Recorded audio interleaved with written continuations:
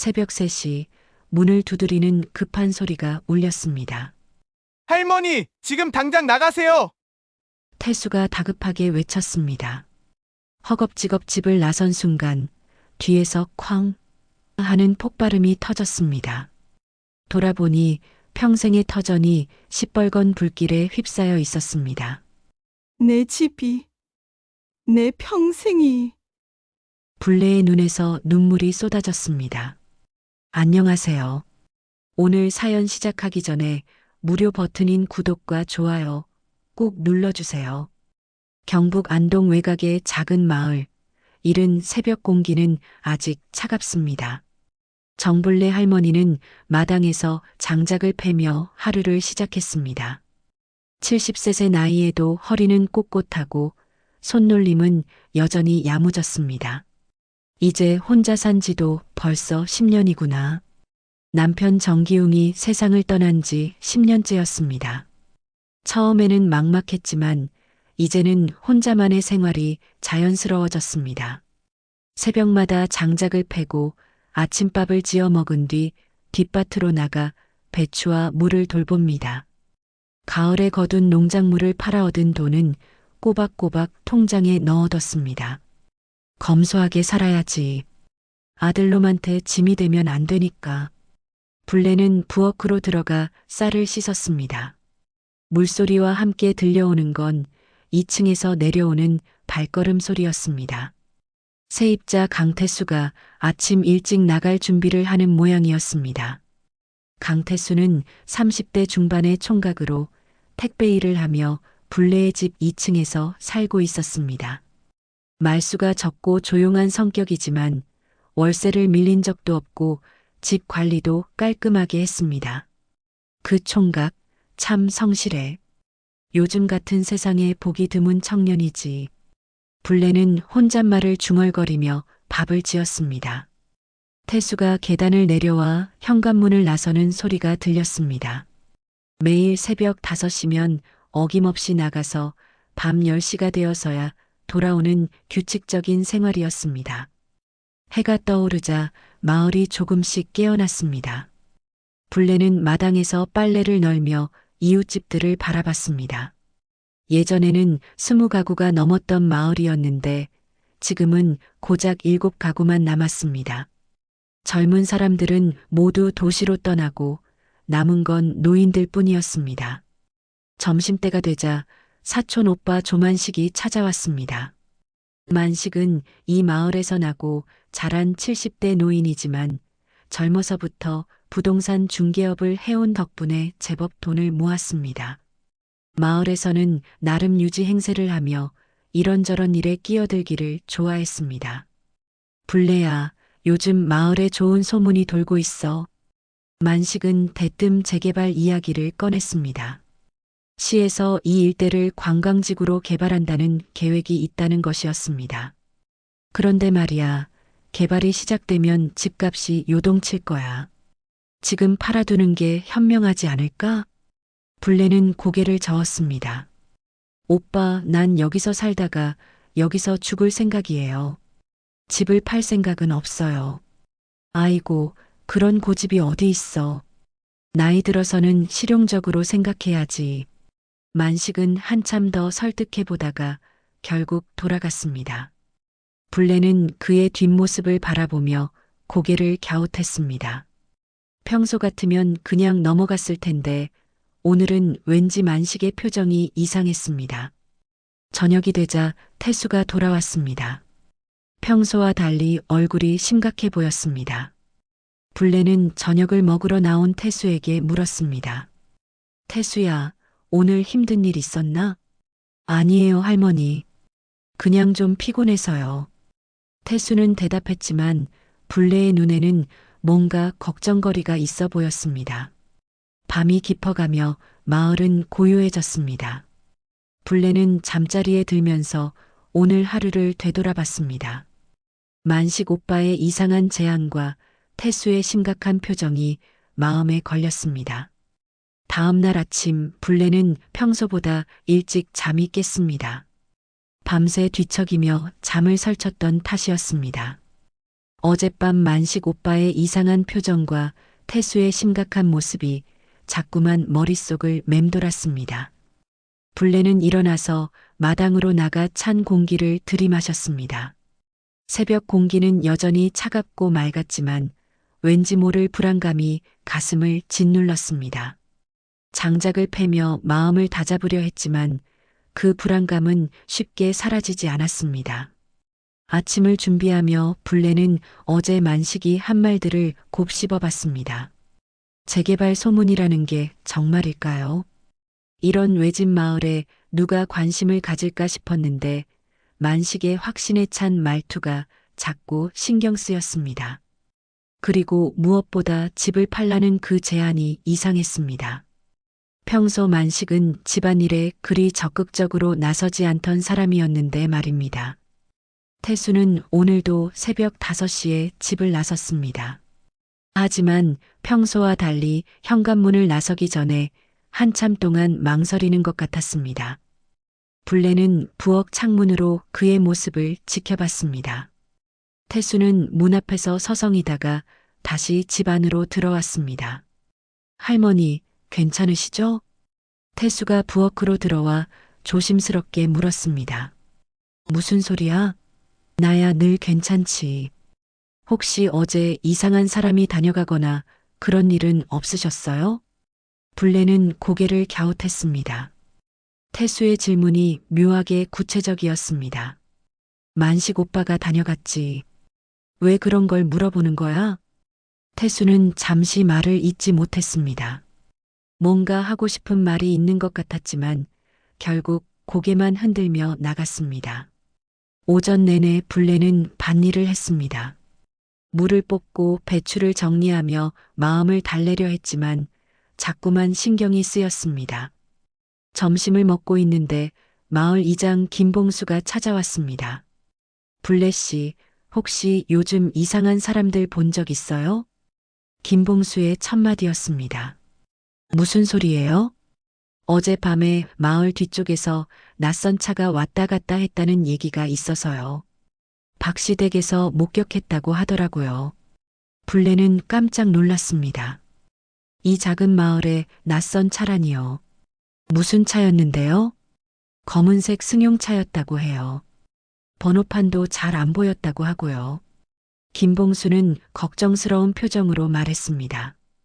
요즘 농촌 대상으로 사기치는 놈들이 많다고 하니까 조심하세요. 이장이 돌아간 뒤 불레는 더욱 불안해졌습니다. 낯선 차, 만식 오빠의 갑작스러운 제안, 태수의 이상한 행동들이 하나씩 연결되는 것 같았습니다.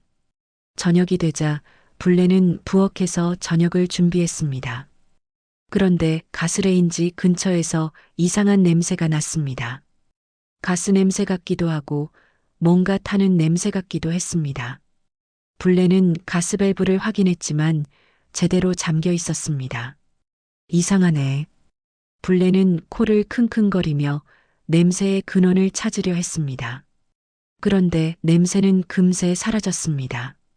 밤 9시쯤 불레는 설거지를 하고 있었습니다. 그때 담장 너머로 낮은 목소리가 들려왔습니다. 처음에는 바람 소리인 줄 알았는데 자세히 들어보니 사람들이 대화하는 소리였습니다. 이렇게 하면 이번 달 안에 집값이 뚝 떨어진다니까. 노인네는 모르고 있다가 알아도 늦을 거야. 불레는 숨을 죽이고 귀를 기울였습니다. 목소리는 2명이었고 한 명은 나이 든 남자, 다른 한 명은 젊은 남자 같았습니다. 확실해? 이런 식으로 해도 문제 없어? 걱정 마. 나도 이런 일이 처음이 아니야. 깔끔하게 처리될 거야. 대화는 더 이어졌지만 목소리가 멀어지면서 잘 들리지 않았습니다. 불레는 가슴이 두근거렸습니다. 집값이 떨어진다는 말, 그리고 노인네라는 표현까지 혹시 자신에 대한 이야기가 아닐까요? 불레는 조용히 창문 틈으로 밖을 내다봤습니다. 담장 너머 골목에 2개의 그림자가 보였습니다. 한 사람은 키가 작고 뚱뚱했고 다른 한 사람은 키가 크고 마른 체형이었습니다. 뚱뚱한 사람의 실루엣이 어딘지 익숙해 보였습니다.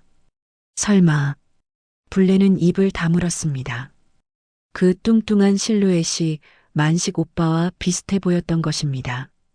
두 사람은 잠시 더 대화를 나눈 뒤 각자 다른 방향으로 사라졌습니다. 블레는 한참 동안 창가에 서서 밖을 바라봤습니다.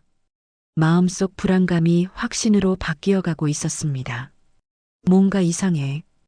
분명히 뭔가 꾸미고 있는 거야. 블레는 잠자리에 들었지만 잠이 오지 않았습니다. 어젯밤에 이어 또다시 뒤척이는 밤이 될 것 같았습니다. 블레는 결국 잠들지 못하고 새벽을 맞았습니다. 밤새 뒤척이며 어젯밤 들었던 대화를 되새겼습니다. 집값이 떨어진다는 말, 노인네는 모른다는 말, 그리고 그 익숙한 실루엣까지. 모든 게 우연의 일치일 수도 있지만 가슴 한편의 불안감은 점점 커져만 갔습니다. 새벽 3시쯤이었습니다. 블레는 화장실에 가려고 일어났는데 밖에서 발소리가 들렸습니다. 이 시간에 누가 돌아다닐까요? 블레는 조심스럽게 창문으로 다가가 커튼 틈으로 밖을 내다봤습니다. 마당의 어둠 속에서 움직이는 그림자가 보였습니다. 한 사람이 집 주변을 돌며 뭔가를 살피고 있었습니다. 블레는 숨을 죽이고 지켜봤습니다. 그 사람은 가스배관이 있는 쪽으로 다가가더니 무언가 작업을 하는 것 같았습니다. 뭘 하는 거지? 블레는 가슴이 두근거렸습니다. 혹시 어젯밤 부엌에서 맡았던 가스 냄새와 관련이 있는 건 아닐까요? 그때 2층에서 발소리가 들렸습니다. 태수가 깨어난 모양이었습니다. 마당에 있던 그림자는 소리를 듣고 재빨리 담장 너머로 사라졌습니다. 블레는 더 이상 참을 수 없었습니다. 뭔가 위험한 일이 벌어지고 있다는 확신이 들었습니다. 아침까지 기다릴 수가 없었습니다. 새벽 3시 반, 블레는 태수의 방문을 조심스럽게 두드렸습니다. 태수야, 잠깐 나와볼 수 있겠니? 곧 태수가 문을 열었습니다. 잠옷 차림이었지만 눈은 또렷했습니다. 마치 잠들지 않고 있었던 것 같았습니다. 할머니, 무슨 일이세요? 방금 전에 마당에 누군가 있었어. 가스 배관 쪽에서 뭔가 하더라고. 태수의 표정이 급변했습니다. 정말요? 확실해요? 내가 두 눈으로 똑똑히 봤어. 태수는 잠시 생각하더니 급하게 말했습니다. 할머니, 지금 당장 나가세요. 뭐라고? 지금 당장 집에서 나가야 해요. 위험해요. 태수의 목소리는 다급했습니다. 블레는 영문을 모르겠다는 표정이었지만 태수의 절박한 모습에 어쩔 수 없이 따라 나섰습니다.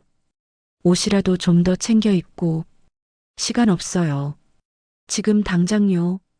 태수는 블레의 손을 잡고 급하게 집을 나섰습니다.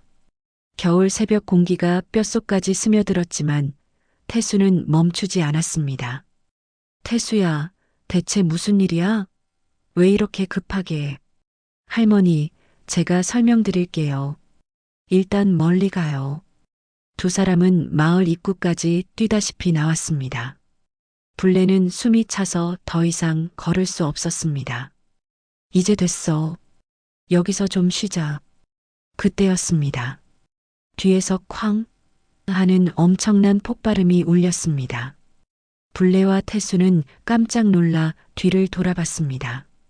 블레의 집이 있던 방향에서 붉은 불꽃이 치솟고 있었습니다.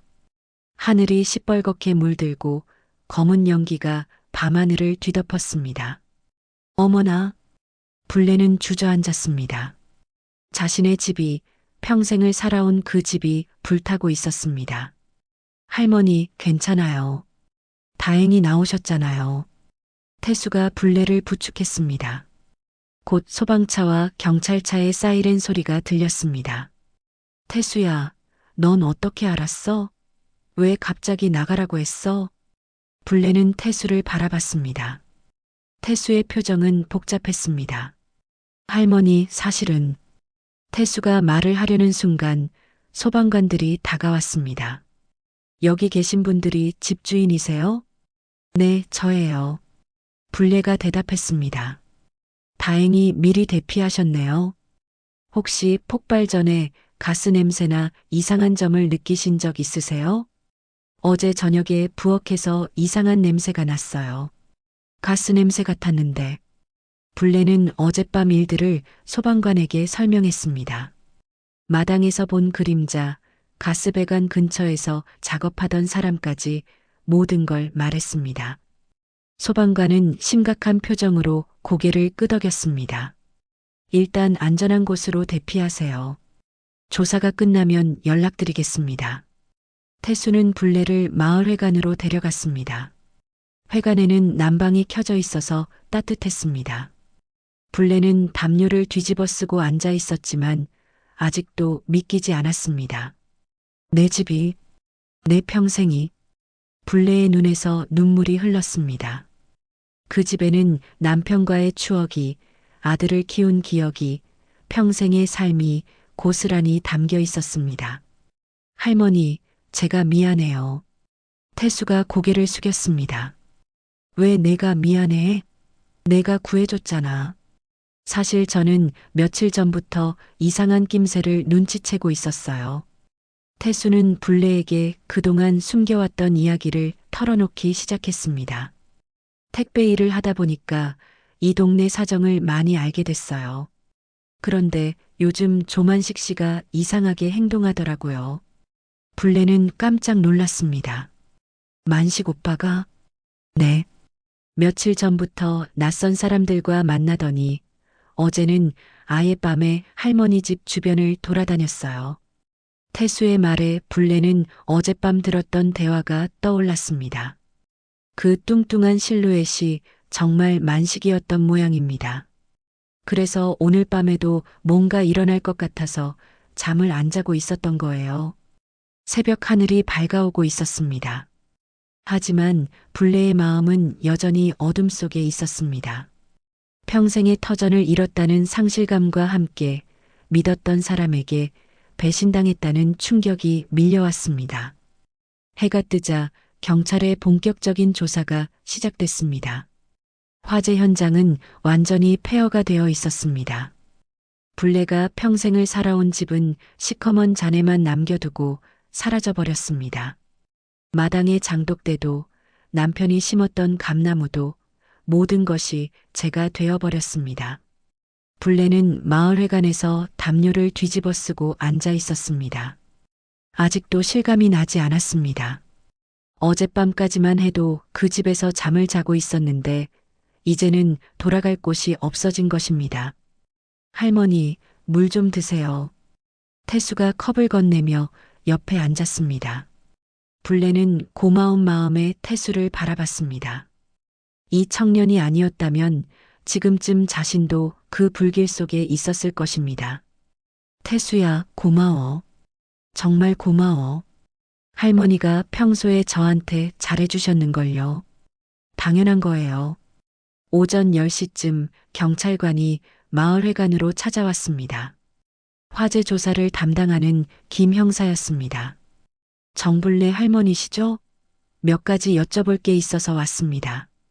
김 형사는 메모장을 꺼내며 질문을 시작했습니다.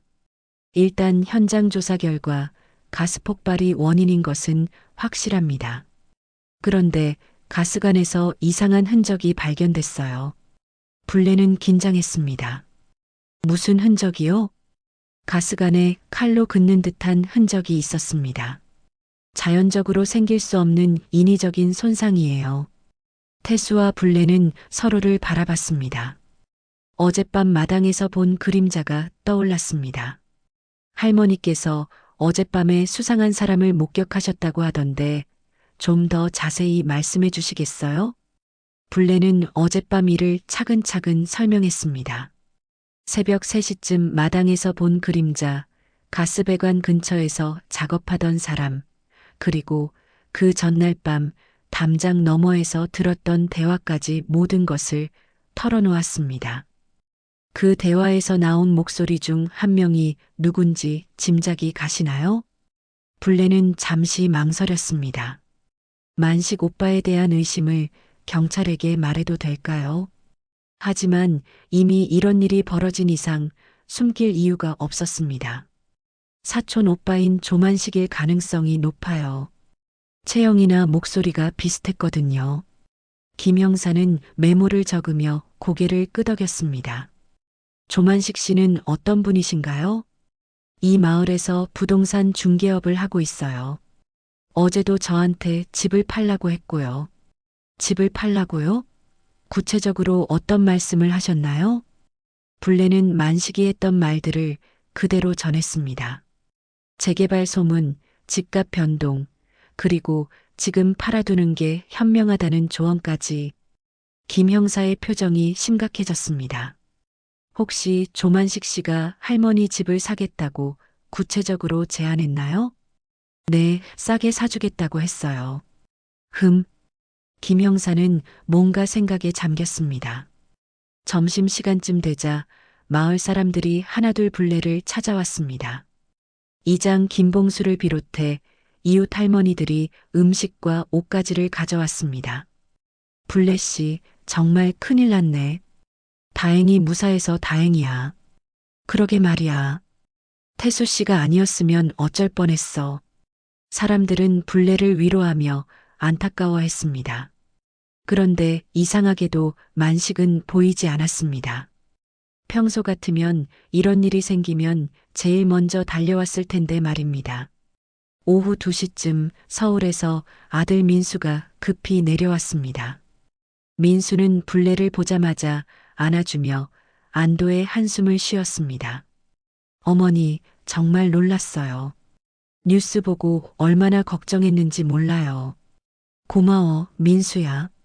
무사해서 다행이지. 하지만 민수는 곧 다른 이야기를 꺼냈습니다. 그런데 어머니, 집이 이렇게 된 이상 이제 서울로 올라오세요. 뭐라고? 혼자 여기서 뭘 하세요? 이참에 서울 우리 집으로 와서 사세요. 불레는 당황했습니다. 집은 타버렸지만 아직 이 마을을 떠날 생각은 없었습니다. 민수야, 엄마는 여기서 살 거야. 어머니, 정신 차리세요. 집도 없는데 어떻게 여기서 살아요? 민수의 목소리가 높아졌습니다. 그래서 내가 집 팔라고 했잖아요. 이런 일이 생길 줄 알았다니까요. 불레는 아들의 말에 깜짝 놀랐습니다. 집 팔라고 했다는 게 무슨 말일까요? 민수야, 내가 언제 집 팔라고 했어? 지난달에도 전화로 말씀드렸잖아요. 혼자 사시지 말고 집 팔아서 서울로 오라고요. 불레는 기억을 되짚어 봤습니다. 지난달 민수가 전화로 그런 말을 했던 것 같긴 했는데 그땐 단순한 걱정으로만 생각했었습니다. 그런데 왜 하필 지금 그런 말을 했던 거야? 그냥 어머니 혼자 계시는 게 걱정돼서요. 민수의 대답은 어딘지 어색했습니다. 마치 뭔가 숨기고 있는 것 같았습니다. 저녁 무렵 태수가 불레에게 조심스럽게 다가왔습니다. 할머니, 혹시 민수 씨가 평소에 어머니 집에 대해 어떻게 생각하시는지 아세요? 무슨 뜻이야? 아니에요. 그냥 오늘 민수 씨 반응이 좀 이상해서요. 태수의 말에 불레도 생각해보니 민수의 행동이 묘했습니다. 어머니가 큰 사고를 당했는데 위로보다는 서울로 오라는 말을 먼저 했으니까요. 태수야, 혹시 민수가 만식 오빠와 무슨 연관이 있을까? 글쎄요. 확실하지는 않지만 뭔가 이상한 건 맞는 것 같아요. 밤이 깊어가며 불레의 마음은 더욱 복잡해졌습니다. 집을 잃은 것도 충격이었지만 믿었던 사람들에 대한 의심이 생기기 시작한 것이 더 큰 상처였습니다. 사고 사흘째 되는 날, 불레는 임시로 마련된 마을회관 숙소에서 잠을 설쳤습니다. 매일 밤 악몽에 시달렸습니다. 불타는 집 꿈, 남편이 나타나 집을 지키라고 하는 꿈, 그리고 어둠 속에서 누군가 자신을 쫓아오는 꿈까지. 잠에서 깨면 항상 식은땀이 흘렀습니다. 아침 일찍 태수가 찾아왔습니다.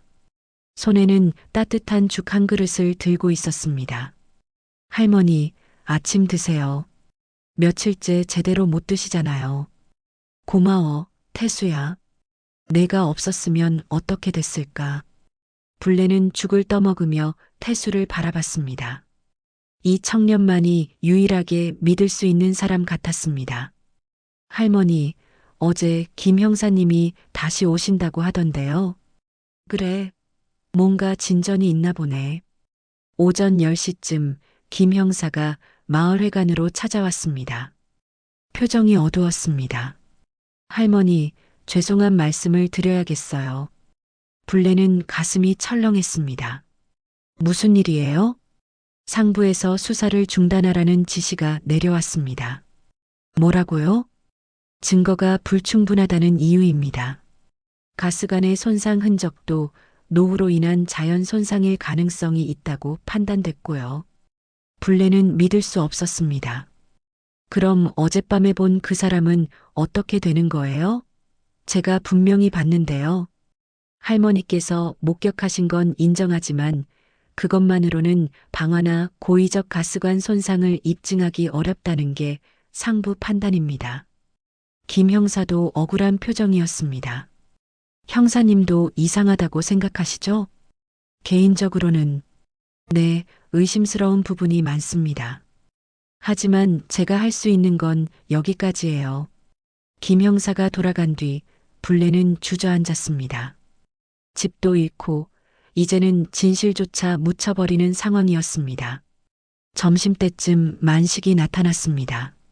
사고 후 처음 보는 얼굴이었습니다. 평소와 달리 말끔한 양복을 입고 있었고 얼굴에는 위선적인 미소를 띠고 있었습니다. 불레야, 정말 안 됐다. 큰일이 났네. 만식의 목소리는 부드러웠지만 불레는 소름이 돋았습니다. 며칠 전 담장 너머에서 들었던 목소리와 똑같았습니다. 오빠 늦었네요. 왜 이제야 왔어요? 미안해. 급한 일이 있어서 말이야. 그런데 불레야, 이제 어쩔 생각이야? 만식은 불레 옆에 앉으며 은근히 압박하기 시작했습니다. 집도 없어졌는데 여기서 뭘 하겠어? 이참에 내가 좋은 제안을 하나 할게. 무슨 제안이요? 땅이라도 팔아야 하지 않겠어? 집은 타버렸지만 땅은 남아있잖아. 내가 시세보다 조금 높게 사줄게.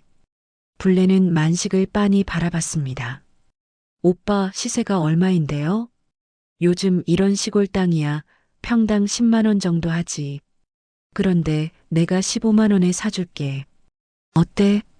만식의 제안은 겉보기에는 후한 것 같았지만 불레는 뭔가 이상했습니다.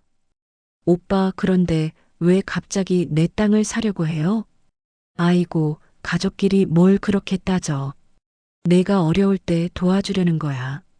하지만 만식의 눈빛은 전혀 선량하지 않았습니다. 좀 더 생각해 볼게요. 생각할 게 뭐 있어? 지금이 기회야. 나중에는 더 떨어질 수도 있어. 만식은 계속 압박했습니다.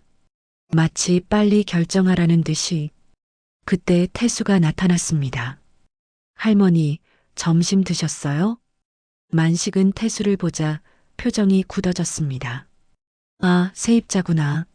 집이 타버렸으니 이제 다른 곳 알아봐야겠네. 그건 제가 알아서 할 일이에요. 태수의 대답은 차가웠습니다. 두 사람 사이에 묘한 긴장감이 흘렀습니다. 그럼 불레야, 내일까지 생각해봐. 너무 늦으면 안 되니까. 만식은 그렇게 말하고 서둘러 자리를 떠났습니다. 할머니, 조만식 씨가 뭐라고 했어요? 태수가 걱정스러운 표정으로 물었습니다. 땅을 사겠다고 하더라. 그런데 왜 그렇게 급하게 굴까? 할머니, 뭔가 이상해요. 조만식 씨가 왜 갑자기 할머니 땅에 관심을 가질까요? 불레도 같은 생각이었습니다. 평소 만식은 자신의 일에만 신경 썼는데 갑자기 가족 사랑을 내세우며 도움을 주겠다니요. 저녁 무렵 더 충격적인 일이 벌어졌습니다. 민수가 다시 찾아온 것입니다. 그런데 이번에는 혼자가 아니었습니다. 낯선 남자 한 명을 데리고 왔습니다. 어머니, 소개해드릴 분이 있어요. 김 부장님이세요. 김 부장이라는 남자는 40대 중반으로 보였습니다. 값비싼 양복을 입고 있었고 손에는 서류 가방을 들고 있었습니다. 안녕하세요, 할머니. 저는 부동산 개발회사에서 일하는 김철수입니다. 무슨 일로 오셨어요? 이 지역 개발 관련해서 말씀드릴 게 있어서요. 김 부장은 서류 가방에서 두꺼운 파일을 꺼냈습니다. 실은 이 일대가 대규모 관광단지로 개발될 예정입니다. 정부 승인도 거의 완료 단계고요. 불레는 깜짝 놀랐습니다. 만식이 했던 말이 사실이었다니요. 그런데 개발이 시작되면 이 지역 땅값이 크게 오를 겁니다. 지금 파시는 게 손해일 수도 있어요. 김 부장의 말은 만식과는 정반대였습니다. 그럼 왜 우리 민수가 저를 데려왔어요? 실은 저희 회사에서 이 일대 땅을 미리 매입하고 싶어 합니다. 시세보다 훨씬 높은 가격으로요. 김 부장은 계산기를 꺼내 보여줬습니다. 화면에 나온 숫자는 만식이 제시한 금액의 3배가 넘었습니다. 어떠세요? 좋은 조건이죠? 하지만 불레는 뭔가 석연치 않았습니다. 만식과 민수, 그리고 이 김 부장까지 모두 자신의 땅에 관심을 보이는데 제시하는 가격과 이유가 제각각이었습니다. 좀 더 생각해 보겠어요. 할머니, 이런 기회는 흔하지 않아요. 빨리 결정하세요. 민수가 재촉했습니다. 하지만 불레는 섣불리 결정할 수 없었습니다. 뭔가 큰 그림이 있는 것 같았고 자신은 그 중심에 서 있는 것 같았습니다. 그날 밤 불레는 잠들 수 없었습니다. 머릿속이 복잡했습니다. 만식 오빠는 시세보다 조금 높게 사겠다고 했고 김 부장은 그것의 3배를 제시했습니다. 도대체 누구 말이 진짜일까요? 그리고 왜 모두가 이렇게 급하게 굴까요? 새벽 2시쯤 불레는 화장실에 가려고 일어났습니다. 마을회관은 조용했지만 밖에서 차 소리가 들렸습니다. 창문으로 내다보니 검은색 승용차 한 대가 회관 앞에 서 있었습니다. 차에서 2사람이 내렸는데 한 명은 만식이었습니다. 불레는 숨을 죽이고 지켜봤습니다. 만식과 함께 온 사람은 김 부장이었습니다. 어제 민수가 데려온 바로 그 사람이었습니다. 내일까지 처리하자고 했잖아. 김 부장의 목소리가 들렸습니다. 알아. 그런데 그 할멈이 생각보다 고집이 세네. 돈을 더 줘야 하나? 아니야. 일단 내가 설득해 볼게. 안 되면 다른 방법을 써야지. 2사람은 잠시 더 대화를 나눈 뒤 차를 타고 사라졌습니다. 불레는 온몸에 소름이 돋았습니다. 다른 방법이라니 대체 무슨 뜻일까요? 아침이 되자 불레는 태수에게 어젯밤 일을 알렸습니다. 할머니, 정말이요? 조만식 씨와 김 부장이 함께 있었다고요? 내 2 눈으로 똑똑히 봤어. 그런데 태수야, 나는 이제 어떻게 해야 할까? 태수는 잠시 생각하더니 말했습니다. 할머니, 저한테 좋은 생각이 있어요. 무슨 생각? 증거를 잡는 거예요. 조만식 씨가 뭔가 꾸미고 있다는 증거를요. 태수는 휴대폰을 꺼내 보였습니다. 제가 요즘 핸드폰으로 동영상을 찍는 취미가 생겼어요. 혹시 모르니까 오늘 조만식 씨가 오면 몰래 녹화해 보는 게 어떨까요? 불레는 고개를 끄덕였습니다. 이제는 진실을 밝혀야 할 때였습니다. 오전 10시쯤 예상대로 만식이 나타났습니다. 오늘은 혼자 왔습니다. 불레야, 어제 말한 거 생각해 봤어? 오빠 앉으세요. 차 한 잔 드시고 얘기해요. 불레는 평소보다 다정하게 말했습니다. 태수는 구석에서 휴대폰을 켜고 녹화를 시작했습니다. 오빠, 그런데 정말 궁금한 게 있어요. 뭔데? 왜 갑자기 내 땅을 사려고 해요? 예전에는 관심도 없으셨잖아요. 만식은 잠시 당황하는 듯 했습니다. 그야, 가족이니까 도와주려는 거지. 그런데 어제 김 부장이라는 분이 와서 그러는데 이 일대가 대규모 개발된다고 하더라고요. 땅값이 몇 배로 오른다고요. 만식의 표정이 급변했습니다. 그런 소리 듣지 마. 그런 개발 계획 같은 건 없어. 정말요? 그럼 김 부장은 왜 거짓말을 했을까요? 모르겠어. 아마 사기꾼일 거야.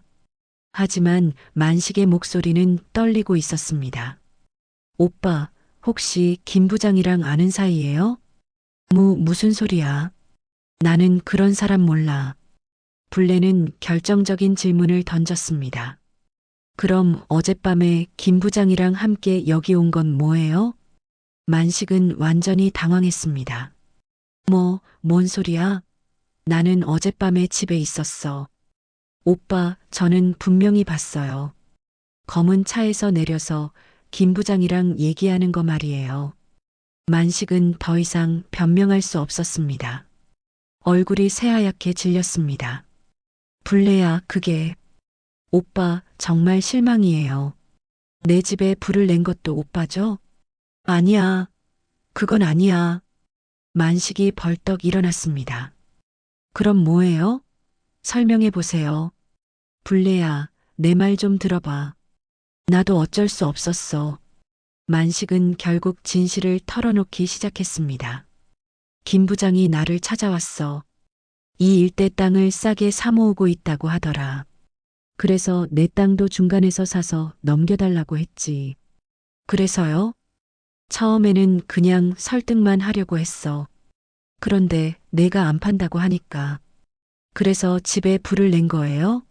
아니야. 불은 내가 낸 게 아니야. 만식은 필사적으로 부인했습니다. 그럼 누가 냈어요?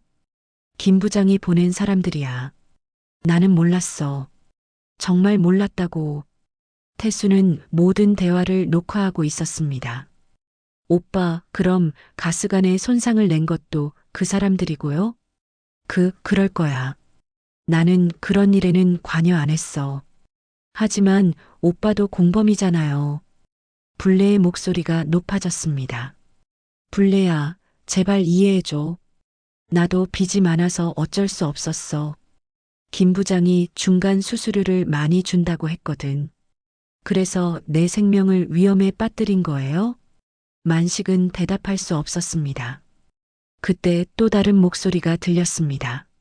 어머니, 무슨 일이에요? 민수가 나타났습니다. 그런데 이상하게도 민수는 전혀 놀라지 않았습니다. 마치 이런 상황을 예상하고 있었던 것 같았습니다. 민수야, 너도 알고 있었어? 불레는 아들을 바라봤습니다. 뭘 알고 있다는 거예요? 만식 오빠가 김 부장이랑 함께 내 땅을 노리고 있다는 건 말이야. 민수는 잠시 당황하더니 이내 포기한 듯한 표정을 지었습니다. 어머니, 어차피 알게 된 이상 솔직히 말할게요. 뭐라고? 저도 이 일에 관여했어요. 불레는 마치 벼락을 맞은 것 같았습니다.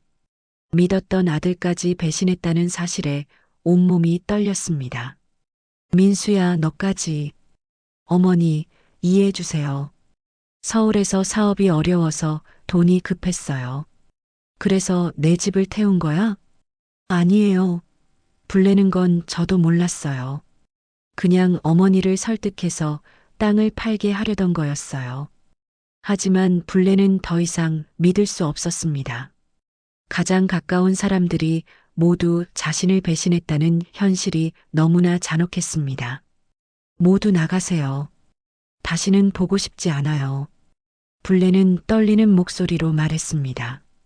만식과 민수는 더 이상 할 말이 없어 보였습니다. 만식과 민수가 나간 뒤 불내는 한참 동안 말을 잇지 못했습니다.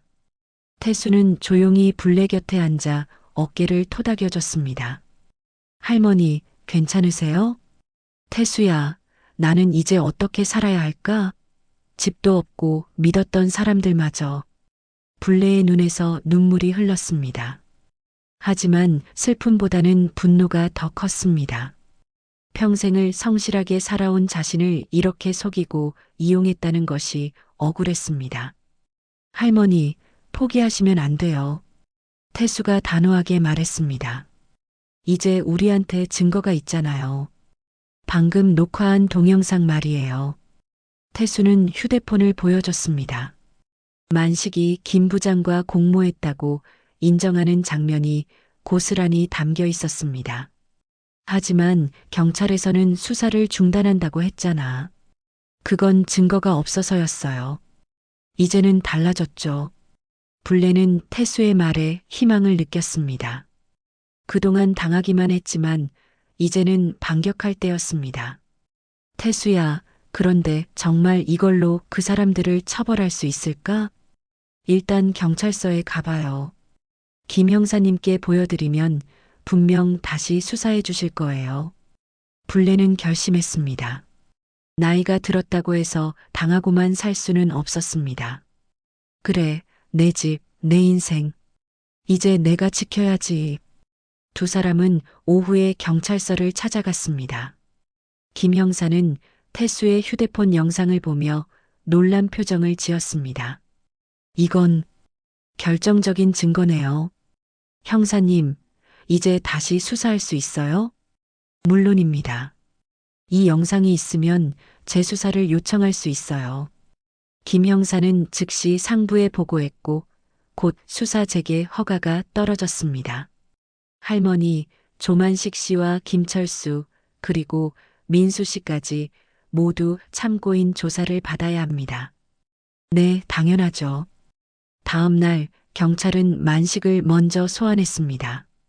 만식은 처음에는 발뺌했지만 태수가 찍은 영상을 보여주자 결국 모든 것을 자백했습니다. 김 부장은 서울에서 활동하는 부동산 브로커였습니다. 이 지역이 관광지구로 개발될 것이라는 내부 정보를 미리 입수하고 땅을 싸게 사모으려는 계획을 세웠던 것입니다. 조만식 씨, 김철수가 언제부터 접촉해 왔나요?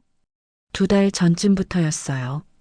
처음에는 단순히 중간 역할만 해달라고 했는데, 그런데 왜 방화까지 하게 됐죠?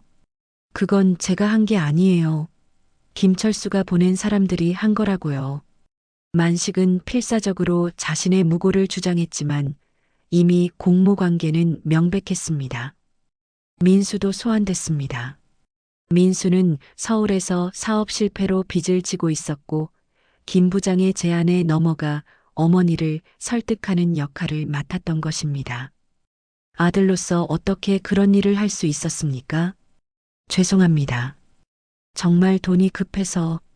하지만 어머니한테 해를 끼칠 생각은 없었어요. 그런데 결과적으로는 어머니가 죽을 뻔했잖아요. 민수는 대답할 수 없었습니다. 가장 중요한 김 부장은 서울에서 체포됐습니다. 김 부장은 여러 지역에서 비슷한 수법으로 사기를 벌여온 전문적인 범죄자였습니다. 김철수 씨, 왜 방화까지 저질렀습니까? 방화는 제가 직접 한 게 아닙니다. 부하들이 한 일이에요. 하지만 지시는 당신이 했죠? 김 부장은 더 이상 부인할 수 없었습니다. 휴대폰 통화 기록과 문자 메시지에서 방화를 지시한 증거가 발견됐기 때문입니다. 일주일 뒤 모든 진실이 밝혀졌습니다. 김 부장은 부동산 사기와 방화모의 혐의로 기소됐고 만식은 공동정범으로 민수는 사기 공모 혐의로 각각 처벌받게 됐습니다. 재판이 시작됐습니다. 불레는 법정에 증인으로 출석했습니다. 70세 나이에 법정에 서는 것은 처음이었지만 두렵지 않았습니다. 피해자 정불레 씨, 증언해 주세요. 불레는 또박또박 증언했습니다. 혈육이라 믿었는데 내 집을 태워버리려 한 사람을 더는 가족이라 부르지 않겠습니다. 법정 안에 긴 침묵이 흘렀습니다. 방청석에 앉은 만식과 민수는 고개를 들 수 없었습니다. 평생 성실하게 살아왔는데 늙었다고 해서 이런 대접을 받을 이유는 없습니다. 법이 정의를 실현해 주길 바랍니다. 불례의 증언이 끝나자 법정은 숙연해졌습니다. 태수도 증인으로 출석해 그날 밤의 상황과 녹화 영상에 대해 증언했습니다. 저는 할머니가 위험에 처한 걸 보고만 있을 수 없었습니다. 진실을 밝히는 것이 옳다고 생각했어요. 변호사들의 변론이 이어졌지만 증거는 명백했습니다. 김 부장의 변호사는 무죄를 주장했지만 휴대폰 증거와 공범들의 자백으로 인해 설득력이 없었습니다. 만식의 변호사는 선처를 호소했습니다. 피고인은 깊이 반성하고 있으며 직접적인 방화에는 관여하지 않았습니다. 하지만 검사는 단호했습니다. 노인을 대상으로 한 계획적인 범죄이며 생명까지 위험에 빠뜨린 중대한 사안입니다. 민수는 법정에서 어머니에게 사죄했습니다. 어머니, 정말 죄송합니다. 변명의 여지가 없어요. 하지만 불례는 차갑게 외면했습니다. 이미 돌이킬 수 없는 강을 건넌 것입니다. 한 달 뒤 판결이 나왔습니다. 김 부장은 징역 5년, 만식은 징역 2년, 민수는 징역 1년 6개월에 집행유예 2년이 선고됐습니다. 그리고 민사소송에서 불례는 보험금과 함께 손해배상금까지 받게 됐습니다. 총 8억 원이라는 거액이었습니다. 판결이 나온 지 일주일 뒤 불례는 은행에서 통장을 확인했습니다. 보험금 4억 원과 손해배상금 4억 원, 총 8억 원이 입금되어 있었습니다. 평생 처음 보는 큰돈이었지만 기쁘지만은 않았습니다. 이 돈은 자신의 집과 가족을 잃고 얻은 대가였으니까요. 할머니, 이제 어떻게 하실 거예요? 태수가 조심스럽게 물었습니다. 재판이 끝난 뒤 태수는 계속 불례 곁에 머물며 돌봐주고 있었습니다. 글쎄, 아직 생각이 정리되지 않았어. 불례는 통장을 바라보며 복잡한 마음을 감추지 못했습니다. 그때 예상치 못한 사람이 찾아왔습니다. 민수였습니다. 집행유예로 풀려난 민수는 초췌한 모습이었습니다. 어머니, 왜 왔어? 불례의 목소리는 차갑했습니다. 어머니, 정말 죄송해요. 용서해 주세요. 민수는 무릎을 꿇고 앉았습니다. 이제 와서 용서를 빌어? 내가 한 일을 생각해봐. 어머니, 저도 정말 후회하고 있어요. 돈에 눈이 멀어서. 민수야, 넌 내 아들이었지만 이제는 남이야. 불례의 말은 단호했습니다. 그 돈 다 가져가세요. 저는 원하지 않아요. 민수가 8억 원을 포기하겠다고 말했습니다. 무슨 소리야? 저는 어머니께 죄를 지었어요. 그 돈을 받을 자격이 없어요. 하지만 불례는 흔들리지 않았습니다. 그건 내가 정할 일이 아니야. 이미 내 돈이고 내가 쓸 곳이 정해졌어. 민수는 더 이상 말할 수 없었습니다. 어머니의 단호한 표정에서 돌이킬 수 없음을 깨달았습니다. 민수가 떠난 뒤 불례는 태수에게 말했습니다. 태수야, 이 돈 중 일부는 내 몫이야. 할머니, 무슨 말씀이세요? 내가 아니었으면 나는 어떻게 됐을까? 그리고 진실을 밝히는데도 내가 있었기에 가능했잖아. 불례는 태수에게 1억 원을 주겠다고 했습니다. 할머니, 그건 너무 많아요. 아니야. 내 생명의 값이야. 게다가 넌 이제 새로운 시작을 해야 하잖아. 태수는 사양했지만 불례의 뜻은 확고했습니다. 이 돈으로 내가 하고 싶었던 일을 해. 작은 가게든 사업이든 뭐든지 말이야. 결국 태수는 불례의 고마운 마음을 받기로 했습니다.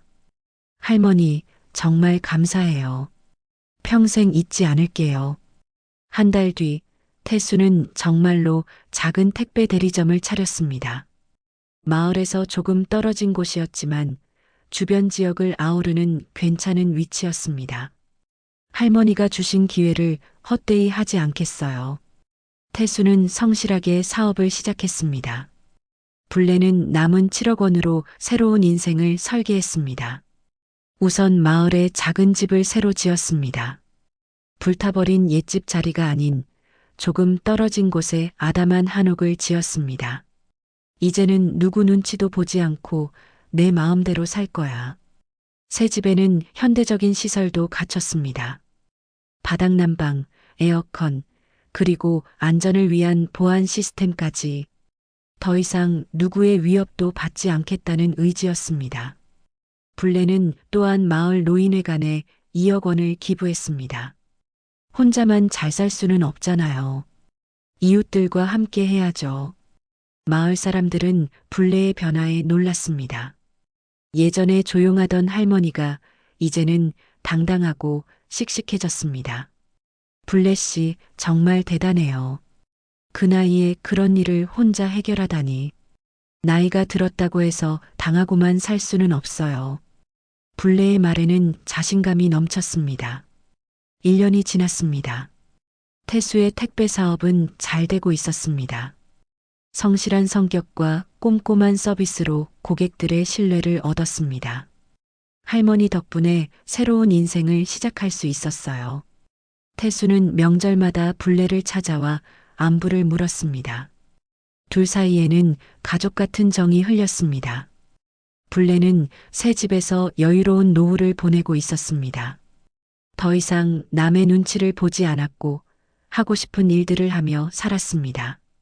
텃밭도 가꾸고 마을 봉사활동도 하고 가끔은 여행도 다녔습니다. 어느 봄날 불레는 정원에서 꽃을 심고 있었습니다. 그때 태수가 찾아왔습니다. 할머니, 좋은 소식이 있어요. 무슨 소식? 제가 결혼해요. 태수는 사업을 하면서 만난 좋은 사람과 결혼하기로 했다고 말했습니다. 정말 축하해, 태수야. 할머니가 이렇게 기쁠 수가 없네. 할머니, 주례를 서주세요. 내가? 네, 저에게는 할머니가 가장 소중한 분이거든요. 불레는 눈물이 났습니다. 가족에게 버림받았지만 이렇게 진짜 가족 같은 사람을 만난 것입니다.